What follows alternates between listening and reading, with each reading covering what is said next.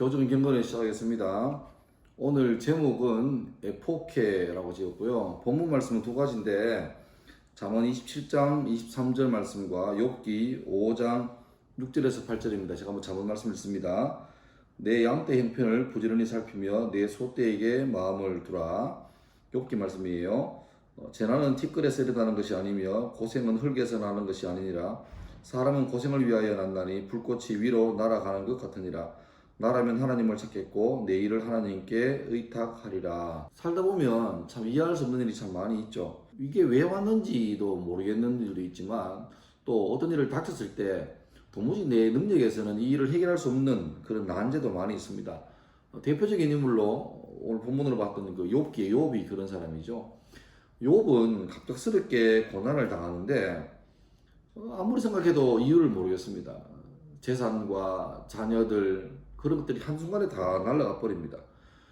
그리고 아무리 하나님께 기도해도 응답도 없는 그런 상태가 되는데 그때 이 욥의 기가 막힌 일을 듣고 소위 욥의 친구들이 오죠. 그 친구는 연령대는 좀 많이 이렇게 나눠져 있습니다. 젊은 사람부터 연로한 사람까지. 근데 그 친구들이 욥에게 이런저런 위로를 하는데 욥기가 참 쉽지 않은 성경입니다. 읽어보면 대화체인데 읽어보면 그 묘한 느낌이 있어요. 뭐냐면 친구들이 위로하러 와서 처음에는 너무너무 기가 막혀서 막 울기도 하고 할 말을 잃은 거죠. 근데 욥과 대화를 위로한다는 말을 할수록 점점 더 이 친구들과 욥 사이에 뭔가 잘 맞지 않다는 느낌을 가질 수 있습니다. 왜냐하면 욥이 지금 고난 중에 기가 막힌 일을 당한 건 사실은 맞아요. 그 사실은 변함없는데 친구들 마음속에는 그 인과응보라는 마인드가 있는 것 같아요. 욥이 이렇게 말할 수 없는 고난을 당하고 갑작스럽게 이렇게 힘든 일을 겪는 이유는 인과응보다. 네가 뭔가 잘못한 일이 있기 때문에 벌받은 거다. 겉으로 드러나지 않지만 숨기고 있는 은밀한 죄가 있기 때문에 하나님이 그걸 너에게 벌 주시고 심판하시는 것이다. 그래서 그런 말을 안 하지만 대놓고 말을 못 하지만 빨리 지금 힘든 건 힘든 건데 빨리 너 반성하고 회개해라. 그런 뉘앙스예요. 반면에 욥은 아니 내가 지금 내 자녀까지 다 잃어버리고 재산 다 날라가 버리고 몸에 이렇게 병이 나 있는 까닭은 잘 모르겠다. 난 정말 열심히 살아왔는데 이해를 못하겠다. 그런 마인드인데 친구들이 자꾸 와서 아니야 너 죄인이야 회개해라. 오늘 본문이 그런 거죠. 제일 8절 보면 나라면 하나님을 찾겠고 내 일을 하나님께 의탁하리라. 이게 지금 욥이 한 말이 아닙니다. 친구가 한 말이에요. 다시 말하면 이제 막 감정이 격해지니까 본심이 나오는 거죠. 너 제발 좀 그만 버티고 회개해라. 잘난 척 그만해라. 아니 내가 아무리 너를 감싸주고 위로하려고 해도 이게 성질보다 안 되겠다. 이런 뉘앙스죠. 친구들이 욥을 위로한다고 위로하지만 역설적으로 욥을 위로할수록 점점 더 욥은 상처받습니다. 욥을 위한다고 하지만 그 행동이 점점 더 시간이 진행될수록 욥은 계속해서 상처만 받아요. 잘한다고 하는 일이지만 결과적으로는 정반대의 결과를 초래할 뿐입니다. 이유가 뭐냐? 바로 거의 사람들의 본능이기도 한데 자기 입장에서 생각하기 때문에 그렇습니다. 우리 입장에서 내가 살아온 삶의 노하우라고 지혜라고 제자들에게 자녀들에게 가르치잖아요. 근데 대부분 나는 진심이고 나는 열심히 있고 나는 온 마음을 다해서 내 삶의 그 정수를 모아서 말하지만 그 말을 듣는 당사자, 자녀들이나 제자들이나 이런 사람들 중에 상당수는 그 어른들에게 삶의 지혜를 잔소리로 듣습니다. 왜냐하면 느끼기에 철저하게 자기 입장이거든요. 그러니까 요즘 흔히 하는 말 중에 라떼란 말이야. 나 다 해봤어. 너만 그래? 저도 잘 그런 입장에 처해 있는 사람이긴 한데 철저하게 나의 어떤 선입견을 배제하고 내가 가지고 있는 어떤 그 판단을 좀 중지할 필요가 있는 것 같아요. 이 판단 중지가 바로 에포케라는 철학인 거죠. 상대 입장에 서서 판단하는 훈련을 좀 해야 되는 것 같아요.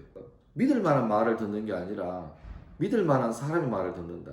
그러니까 먼저 내가 그 사람과 공감해주고 그 사람 마음속에 저 사람은 저 선생님은 저 목사님은 믿을 만한 사람이야 신뢰가는 사람이야 라고 먼저 공감이 되어지면 그 사람이 하는 말을 듣기 시작하는 거예요. 그런데 아무리 맞는 말이라도 그 사람에 대해서 공감 가거나 신뢰가 가지 않으면 안 되는 거죠. 안 되는 거죠. 그래서 우리가 잘해준다고 하는 일이 의도치 않게 상처를 줄 수 있다. 전혀 의도한 건 아닙니다. 하지만 결과적으로 그럴 수 있다. 또 충분히 그럴 위험성이 많다. 그래서 끊임없이 먼저 선 공감, 먼저 그 입장에서 낮추어 생각해보고 그래야 좋겠습니다.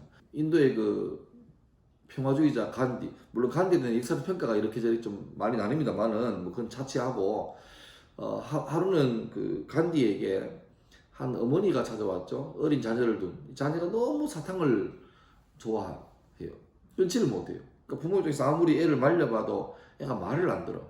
그래서 고민하다가 국민적인 어떤 스승으로 존경받는 간디 선생님께서 우리 아이에게 직접 얘야 사탕이 몸에 해로우니까 좀 줄이면 좋겠지 않겠니라고 말하면 우리가 들을 것 같아. 뭐 요즘 말하면 아이돌인 거죠. 뭐 BTS나 블랙핑크가 뭐 유튜브 좀 적게 봐. 뭐 이렇게 말해주는 거죠. 그런 부탁을 하러 왔어요. 그거 뭐 어렵지 않은 부탁이잖아요. 근데 간디가 그 어머니 부탁에 대해서 이렇게 말했대요. 예, 알겠습니다. 그런데 한 주 뒤에 오시라고. 그래서 어머니가 뭐 이해할 수 없지만 뭐 자기가 부탁하는 입장이니까 한 주 뒤에 왔습니다.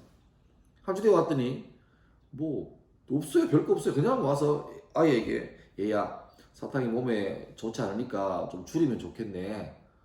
그러니까 애가 예 알았어요. 그게 다였어요. 그러니까 이상하잖아요. 그 말을 한 주간 전에 했으면 됐는데 왜 굳이 한 주간의 시간을 더 달라고 했는지. 그래서 물어봤습니다. 선생님 왜 지난주에 그 말 하지 않으시고 이번 주에 하시냐고 하니까 간디가 그런 말 했다 그러죠. 사실 저도 사탕을 너무 좋아한다고. 나도 못 끊는 그거를 아이에게 끊으라고 말하는 거는 이율배반적이잖아요. 그래서 자기가 너무 좋아했던 사탕을 한 주 동안 좀 줄였대. 줄이고 끊었대. 그리고 먼저 자기가 한 다음에 아이에게 말했대. 여러분 그런 게 삶의 가르침 아니겠습니까? 그죠? 그러니까 말은 되게 쉬워요.